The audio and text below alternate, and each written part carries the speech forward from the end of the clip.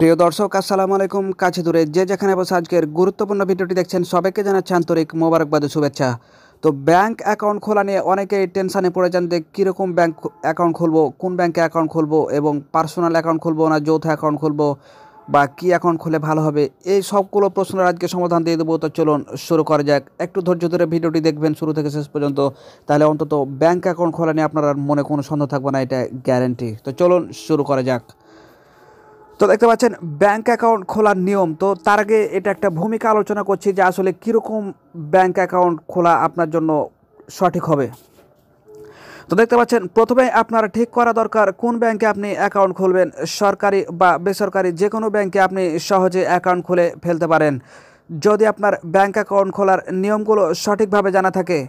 বাংলাদেশ ব্যাংকের অধীনে সরকারি বেসরকারি মিলিয়ে 47টি এরকম ব্যাংক আছে। এই ব্যাংকগুলোতে তফসিলি ব্যাংক বলা হয়।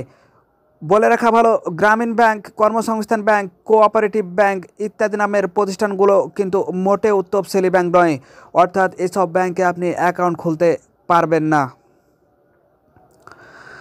আমরা কোন ব্যাংকে অ্যাকাউন্ট খুলব সেটি একান্তই আমাদের ব্যক্তিগত সিদ্ধান্ত। এক্ষেত্রে ব্যাংকের শাখা থেকে আপনার বাসা কিংবা কর্মস্থলের দূরত্ব, অনলাইন সুবিধা কার্ড সুবিধা, দেশের বিভিন্ন জায়গায় শাখার বিস্তৃতি, সাপ্তাহিক বন্ধের দিন ইত্যাদি বিবেচনায় রাখা দরকার। তাছাড়া ব্যাংক চার্জ, ইন্টারেস্ট ও সার্ভিস কোয়ালিটির দিকটাও খেয়াল রাখতে হবে। আবার আপনি যদি সুদমুক্ত ব্যাংকিং চান সেক্ষেত্রে ইসলামী ব্যাংকে অ্যাকাউন্ট খুলতে পারেন। এক্ষেত্রে তাদের নিয়মনীতিগুলো ভালোভাবে বুঝে পড়ে শুনে সিদ্ধান্ত নেওয়া উচিত। ইসলামী ব্যাংকগুলোতে কিছু কিছু ক্ষেত্রে সুদ সংশ্লিষ্ট কারবার থাকে, এসব বিবেচনা করে সিদ্ধান্ত নিতে হবে। তো ব্যাংক আপনাকে দুরকম ফর্ম দেবে, একটা হচ্ছে ব্যক্তিগত ফর্ম এবং আরেকটা হচ্ছে প্রাতিষ্ঠানিক ব্যাংক। তো চলুন দেখা যাক বিস্তারিত। ব্যাংকে ফর্মের রকম ভেদ দেখতে পাচ্ছেন। ব্যাংক বাংলাদেশ সাধারণত দু রকমের ব্যাংক ফর্ম পাওয়া যায়, একটা হচ্ছে ব্যক্তিগত অ্যাকাউন্ট ফর্ম, একটা হচ্ছে প্রাতিষ্ঠানিক অ্যাকাউন্ট ফর্ম। তো ব্যক্তিগত অ্যাকাউন্ট ফর্ম মানে বুঝতেই পারছেন আপনারা যে এটা সাধারণত, তো দেখতে পাচ্ছেন নাম দেখেই বোঝা যাচ্ছে এটি মূলত ব্যক্তিগত কাজে ব্যবহৃত হবে এমন একটি অ্যাকাউন্ট যে অ্যাকাউন্টের শিরোনাম অর্থাৎ টাইটেল অফ অ্যাকাউন্ট কোনো ব্যক্তির নামে হয়, সেগুলো ব্যক্তিগত অ্যাকাউন্ট হিসেবে পরিচিত। এই ধরনের ফর্মের মাধ্যমে এক বা একাধিক ব্যক্তির নামে অ্যাকাউন্ট খোলা যাবে। তো দেখতে পাচ্ছেন 2 নম্বর হচ্ছে প্রাতিষ্ঠানিক অ্যাকাউন্ট ফর্ম। এ ধরনের ফর্মে ব্যাংক অ্যাকাউন্টের শিরোনাম বা টাইটেল অফ অ্যাকাউন্ট কোনো প্রতিষ্ঠানের নামে হয়। এই অ্যাকাউন্টগুলো ব্যক্তিগত অ্যাকাউন্ট হিসাবে গণ্য হবে, অর্থাৎ স্কুল, প্রতিষ্ঠান, কলেজের নামে যে অ্যাকাউন্টগুলো হয় সেটাকে প্রাতিষ্ঠানিক ব্যাংক বলা হয়। ব্যাংকের অ্যাকাউন্টের ধরন। ব্যাংকে নানা ধরনের অ্যাকাউন্ট রয়েছে। ব্যাংক ভেদে এ নিয়মের কিছুটা তারতম্য হতে পারে, তবে সাধারণ কাঠামো মোটামুটি সব ব্যাংকে একই। ব্যাংক অ্যাকাউন্ট মোটা দাগে কয়েকভাবে ভাগ করে আলোচনা করা যেতে পারে। দেখতে পাচ্ছেন চলতি বা কারেন্ট অ্যাকাউন্ট। ব্যাংকের অ্যাকাউন্ট হিসাবগুলো কিন্তু কয়েক ধরনের হয়, আমি এখন সেটাই আপনাদের বিস্তারিত বলে দিচ্ছি কোন রকমের আপনি অ্যাকাউন্টগুলো খুলবেন।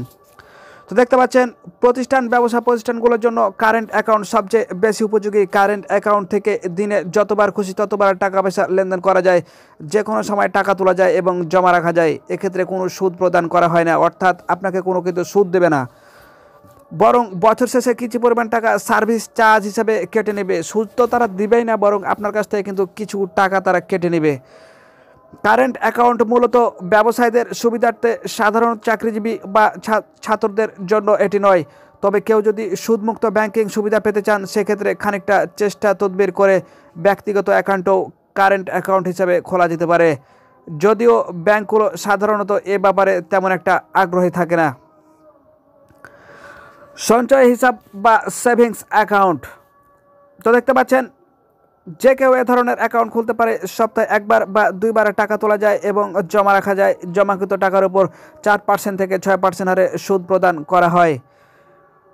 অর্থাৎ আপনি এ ব্যাংকে যদি এরকম যদি অ্যাকাউন্ট খোলেন, সেভিং অ্যাকাউন্ট, তাহলে কিন্তু আপনাকে 4 থেকে 6% সুদ দেবে। যাদের সব সময় লেনদেনের টাকা প্রয়োজন হয় না তাদের জন্য এই অ্যাকাউন্ট উপযোগী। এখানে একটা বিষয় জেনে রাখা দরকার, লাভজনক ব্যবসা প্রতিষ্ঠান হলেই অবশ্যই লেনদেনের সুবিধার্থে কারেন্ট অ্যাকাউন্ট খুলতে হবে। অলাভজনিত প্রতিষ্ঠান যেমন স্কুল, কলেজগুলোর কারেন্ট বা সেভিং অ্যাকাউন্ট খুলতে পারে। DPS, deposit pension scheme account, এটাও একটা অ্যাকাউন্ট। তো এটাতে কি বলছে চলুন বিস্তারিত এটা দেখা যাক। বলা হয়ে থাকে ভবিষ্যতের ভাবনা ভাবায় জ্ঞানের কাজ। ভবিষ্যতের জন্য আমাদের প্রত্যেকের নিয়মিত সঞ্চয় অভ্যাস গড়ে তোলা উচিত। এছাড়াও বিশেষ কোনো পরিকল্পনা অনুযায়ী টাকা সঞ্চয় করতে হয়। অনেক সময় অনেক সময় তাই প্রতি মাসে খরচ বাদ দিয়ে যতটুকু বাকি থাকে তা সঞ্চয় করে রাখা দরকার। আর টাকা ঘরে রাখলে সেটার নিরাপত্তা নিয়ে চিন্তা তো থেকেই যায়। এজন্য ব্যাংকে অ্যাকাউন্ট খুলে টাকা সঞ্চয় করা যেতে পারে। ডিপিএস অ্যাকাউন্ট মূলত এ উদ্দেশ্যে ব্যবহৃত হয়। যে কোনো ব্যাংকে ডিপিএস অ্যাকাউন্ট খুলে সেখানে নিয়মিত টাকা জমা রাখা যায়। তো প্রিয় দর্শক, আশা করি ব্যাংকের অ্যাকাউন্টগুলো সম্পর্কে আপনারা একটা ধারণা পেয়েছেন। ভিডিওটি যদি আপনার সামান্যও ভালো লেগে থাকে একটি লাইক দিয়ে আমাদের অনুপ্রাণিত করবেন, যাতে আমরা ভালো ভালো ভিডিও আপনাদের উপহার দিতে পারি। এবং পরবর্তী ভিডিও সবার আগে পেতে চ্যানেলটি সাবস্ক্রাইব করে আমাদের সাথে থাকবেন। আল্লাহ হাফেজ।